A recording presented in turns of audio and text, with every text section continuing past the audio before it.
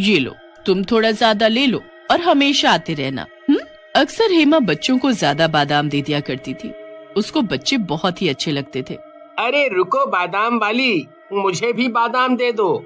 हाँ तो भैया, मैं कहाँ भाग रही हूँ।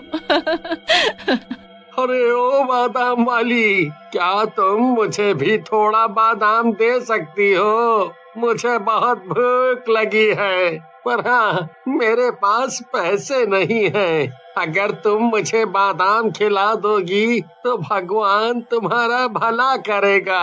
आप परेशान ना हो, मेरे बादाम से अगर किसी का पेट भरता है तो ये तो मेरे लिए खुशी की बात है। लीजिए, आप ये बादाम खा लीजिए। हेमा रोज अपने घर से शहर जाती थी और रास्ते में कच्चा बादाम बेचते हुए जाती थी। उसके पास एक बड़ा सा टोकरा भी था जिसके अंदर बहुत ढेर सारा बादाम लेकर जाया करती थी। भाई साहब, जरा मेरा टोकरा उठाने में मदद कीजिए, तो बादाम ज्यादा हो जाते हैं तो उठा ही नहीं पाती हूँ। टोकरा उठाते हुए हेमा धन्यवाद कहकर चली जाती है।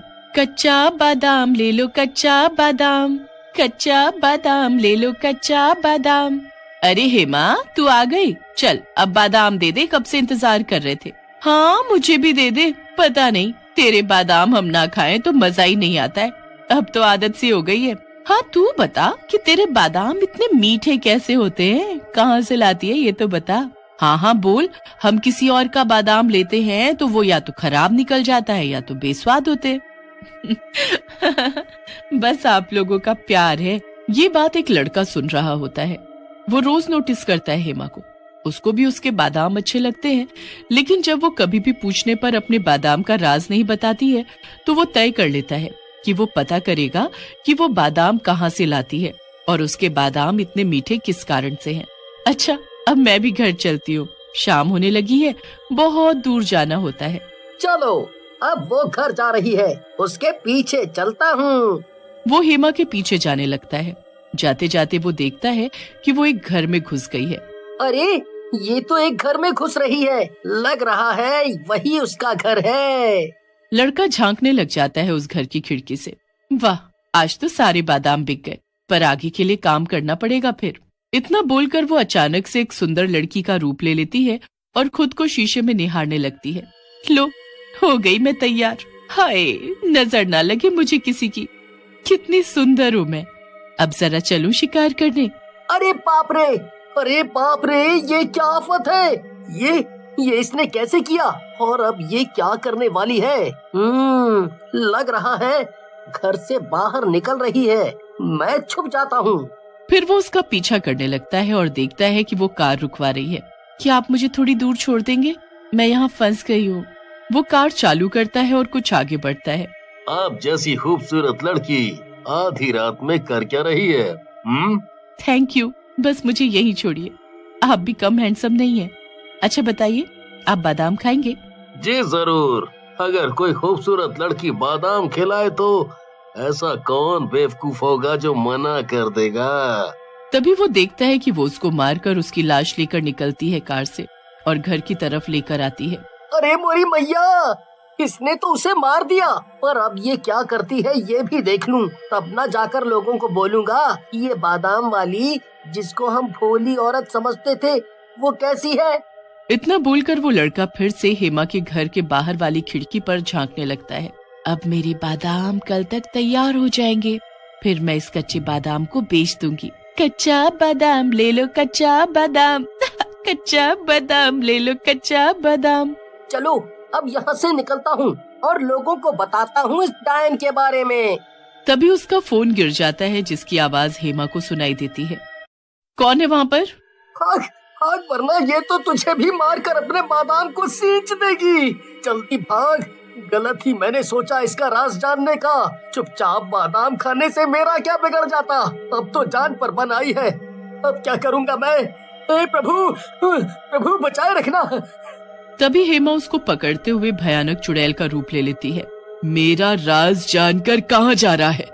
मैं अपना राज जानने वाले को कभी नहीं छोड़ती हूँ। मुझे मुझे मुझे माफ कर दो। मैं ये बात किसी को नहीं बताऊंगा, पर मुझे जाने दो, मुझे माफ कर दो। मुझे मार कर तुम्हें क्या मिलेगा? मैं तो ऐसे ही आ गया था, मुझे नहीं पता था तुम क्यों करती हो ऐसा। चल तुझे मैं बताती हूँ, क्योंकि आज तेरा आखिरी दिन है तो तेरी आखिरी इच्छा समझकर मैं तुझे एक बार बता देती हूँ। वो उसे घसीटते हुए जंगल की तरफ लेकर जाती है। मैं एक घरेलू महिला थी और अपने पति के साथ सुख से रहती थी, पर लोगों को किसी की खुशी बर्दाश्त नहीं होती है ना। मेरा पति कच्चा बादाम बेचा करता था, पर जो दूसरे व्यापारी थे उनका मेरे पति की वजह से बहुत नुकसान हो रहा था, तो उन लोगों ने मेरे पति को मारकर इसी बाग में दफना दिया और बादाम का पौधा लगा दिया। मैंने ये सब देख लिया और मैं ये सब झेल ही नहीं पाई, जिसकी वजह से मैंने भी खुदकुशी कर ली। पर जब मैं जागी तो मैं एक चुड़ैल बन चुकी थी। तब मैंने ठान लिया कि अब मैं सबसे बदला लूंगी, किसी को खुश नहीं रहने दूंगी। फिर मैं लोगों को मारने लगी और उनके खून से ही ये बादाम सींचकर लोगों को बादाम खिलाने लगी। फिर वो चुड़ैल उसे एक तहखाने में बंद कर देती है। वो लड़का रोता चिल्लाता रहता है, पर चुड़ैल उसकी एक नहीं सुनती। फिर अगले दिन चुड़ैल उसे अपना शिकार बनाने के लिए तहखाने में जाती है। तुझे मारना ही होगा, क्योंकि अगर तू नहीं मरा तो लोग मुझे मार देंगे। तुम तो इतनी शक्तिशाली हो, तुमने अपने पति के दोषियों को भी मारा है, तो कोई तुम्हें कैसे मार सकता है भला? हाँ? मेरे पति को 4 लोगों ने मारा था। मैंने पहले को तो बड़ी आसानी से मारा। मैं उसके सामने एक सुंदर लड़की बनकर गई। वो एकदम ठरकी था, तो वो मेरे झांसे में आ गया। जैसे ही उसने मुझे हाथ लगाया, वैसे ही मैंने अपना असली रूप ले लिया। मेरा भयानक रूप देखकर वो हार्ट अटैक से मर गया। दूसरे वाले को मारना थोड़ा मुश्किल था। अपने दोस्त की मौत पर थोड़ा शक्की हो गया था वो। अब किसी पर भरोसा ही नहीं कर रहा था, सिर्फ अपने उन दोस्तों को छोड़कर। तभी मुझे एक तरकीब सूझी। मैंने उनमें से ही एक दोस्त का रूप बनाकर उससे मिलने का सोचा और फिर मैं उसे जंगल में लेकर जाने लगी। पर वो जंगल आते आते समझ गया कि वो मरने वाला है और भागने लगा। मेरे चंगुल से कोई नहीं निकल सकता, पागल आदमी। मैं चुड़ैल हूँ, इंसान नहीं। मैंने उसे पकड़ ही लिया और उसके पेट में बड़ा खंजर घोंपकर उसका खून कर दिया और उसका खून भी अपने बादाम के पौधों पर डाल दिया। और तीसरे को किस तरह मारा? तीसरे वाले को मैंने एक सुंदर लड़की बनकर अपने प्यार के जाल में फंसाकर एक सुनसान राह पर ले जाकर गाड़ी में उसका खून पी लिया। और बाकी लोगों का क्या किया तुमने? उस चौथे वाले को मारने की जरूरत ही नहीं पड़ी। उस बेचारे को इन तीनों के कत्ल के इल्जाम में फांसी हो गई। फिर क्या, कुछ नहीं। मैं क्या तेरी दादी नानी हूँ जो तुझे कहानियाँ सुनाती रहूंगी? नहीं, फिर भी कुछ तो और हुआ होगा ना, कुछ अलग जो तुम्हें याद हो, या कोई बात जो तुम बताना चाहती हो। मुझे तो वैसे भी मरना ही है, तो जानकारी के साथ मरूं, है ना? यहीं तैयार बैठा हूँ तुम्हारी बात सुनने को। तुम चाहो तो मुझे सब कुछ बता सकती हो। तुम्हारा राज मेरे साथ ही दफन होना है वैसे भी।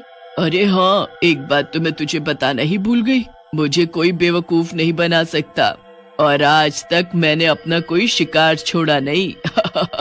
और इतना कहकर चुड़ैल उसे भी मार देती है। बेचारा कहीं का, सोच रहा होगा कहानियों के चक्कर में मुझे पागल बना देगा। मेरा राज खोलने चला था ना, अब तो ये भी मर गया। चलो अब इसका भी खून अपने बादाम पर डालूं, फिर कल मुझे ये कच्चा बादाम बेचने भी तो जाना है। फिर अगली सुबह वो चुड़ैल अपने रोज के आम रूप में अपने कच्चे बादाम लेकर शहर की तरफ निकल जाती है। अरे वाह हेमा, आज भी तो टाइम पर अपने बादाम बेचने आ गई।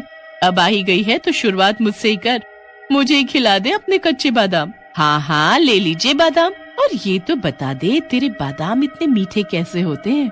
हेमा मुस्कुराते हुए अपना टोकरा सर पर उठाती है और आगे बढ़ते हुए गाना गाकर अपना बादाम बेचने लगती है। कच्चा बादाम ले लो, कच्चा बादाम,